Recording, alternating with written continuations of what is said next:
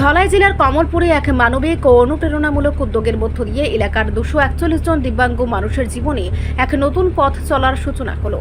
আজ কমলপুরের নজরুল ভবনে ধলাই জেলা প্রশাসন, ডিডিআরসি এবং artificial limbs manufacturing corporation of India এর যৌথ উদ্যোগে একটি বিশেষ অনুষ্ঠানের আয়োজন করা হয়। এই অনুষ্ঠানের মূল উদ্দেশ্য ছিল শারীরিক প্রতিবন্ধকতা জয় করে এই মানুষদের স্বনির্ভরতার পথে এগিয়ে দেওয়া।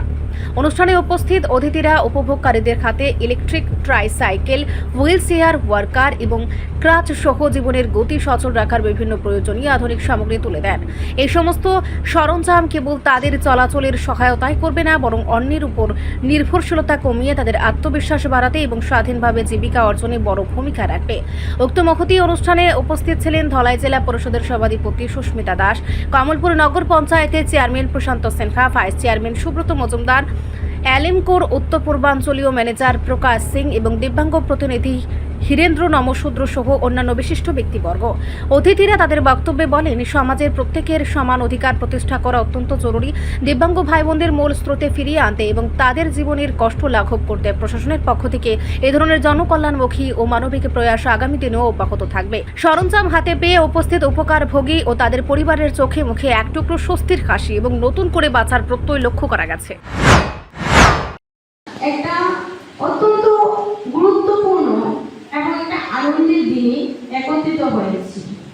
প্রতি বছর আমাদের দিব্যাঙ্গ ভাই এবং বোনদের জন্য বিভিন্ন সামগ্রী বিতরণ করা হয়।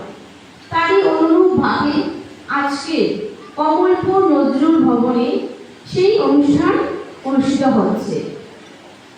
আমরা জানি যে সমাজে যারা সব দিক থেকে সচল, ওদেরও যারা স্বাভাবিকভাবে জীবনযাপন করছে, ওরা সবকিছু স্বাভাবিক থাকার পরও ওদের জীবনে বিভিন্ন সমস্যা এবং বিভিন্ন প্রতিকূলতার সম্মুখীন করতে হয়। কিন্তু আজকে যারা এখানে উপস্থিত হয়েছে দিব্যাঙ্গ ভাই এবং বোনেরা, ওনাদের বিভিন্ন শারীরিক সমস্যা রয়েছে, বিভিন্ন সমস্যার সম্মুখীন হচ্ছে, বিভিন্ন সময় অনেক কিছুকে ওনারা পেরিয়ে আজকে সেই জায়গায় এসেছে। আজকে সকাল থেকে প্রাকৃতিক বৃষ্টি হচ্ছিল, সেই দুর্যোগের কারণে হয়তো সেই অনুষ্ঠানটাতে আসতে অনেকটা দেরি হয়েছে। রিপোর্ট সংবাদ প্রতীক্ষা।